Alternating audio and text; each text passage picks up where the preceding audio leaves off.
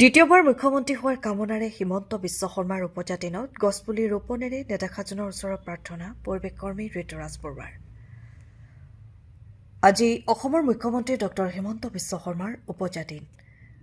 জন্মদিন উপলক্ষে পৰিৱেশ সুৰক্ষা সমিতিৰ পৰিৱেশ কৰ্মীসকলে গছপুলি ৰোপণ কৰি অসমৰ সৰ্বকালৰ জনপ্ৰিয় সৰ্বশ্ৰেষ্ঠ কৰ্মদক্ষ মুখ্যমন্ত্ৰী হিমন্ত বিশ্ব শৰ্মাক জন্মদিনৰ শুভেচ্ছা জনায়।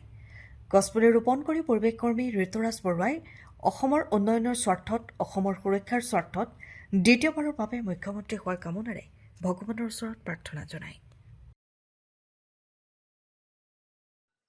অসমৰ সৰ্বকালৰ জনপ্ৰিয় কৰ্মদক্ষ অক্লান্ত সেনাপতি আমাৰ সন্মানীয় হিমন্ত বিশ্ব শৰ্মা ডাঙৰীয়া উপজাদিন আৰু এই উপজাদিনৰ লগত সংগতি ৰাখি আমি পৰিৱেশ সুৰক্ষা সমিতি পৰিৱেশ কৰ্মীসকলে যোৱা বছৰৰ দৰে এই বছৰ তেখেতৰ উপজাদিনৰ শুভেচ্ছা জনাই এটা গছপুলি ৰোপণ কৰিলোঁ আৰু যোৱা বছৰ যিকেইটা গছপুলি ৰোপণ কৰিছিলোঁ তাক আমি প্ৰতিপালনৰ বিশেষ ব্যৱস্থা কৰিলোঁ। আৰু দ্বিতীয়তে আমি যি হিমন্ত বিশ্ব শৰ্মা আমাৰ সন্মানীয় তেখেতৰ যোৱা 5টা বছৰে অসমত ভাবিব নোৱাৰাকৈ উন্নয়ন হৈছে, বিভিন্ন দিশত বিশেষ ব্যৱস্থা হৈছে।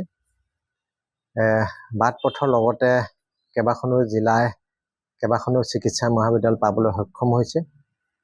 বাট পথসমূহৰ যদি আমি কথা ক'ব বিচাৰোঁ তেনেহ'লে 50 বছৰ বাট পথ নিৰ্মাণ নোহোৱা বিভিন্ন অঞ্চলত বিশেষকৈ গ্ৰাম্য অঞ্চল আৰু চাহ বাগানৰ অঞ্চলত বাট পথসমূহ আমি নিৰ্মাণ কৰা দেখা পালোঁ।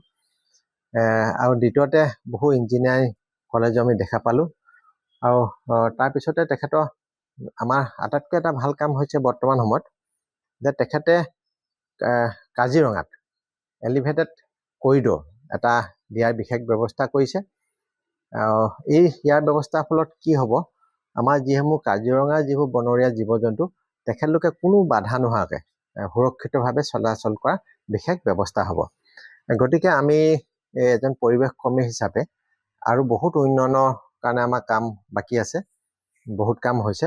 গতিকে আমি ভগৱানৰ ওচৰত এটাই প্ৰাৰ্থনা কৰিছোঁ যে তেখেতে যাতে দ্বিতীয়বাৰৰ বাবে অসমৰ মুখ্যমন্ত্ৰী হয়, কাৰণ আগন্তুক নিৰ্বাচন আহিছে। ৰাইজৰ সহযোগিতা সদায় তেখেতৰ লগত আছে, কাৰণ সকলোৱে দেখিছে তেখেত সৰ্বকালৰ এজন জনপ্ৰিয় মুখ্যমন্ত্ৰী। গতিকে আমি আজি শুভ দিনটোত আমি ভগৱানৰ ওচৰত প্ৰাৰ্থনা জনাইছোঁ যে তেখেতে যাতে দ্বিতীয়বাৰৰ বাবে অসমত মুখ্যমন্ত্ৰীৰ দায়িত্ব গ্ৰহণ কৰে।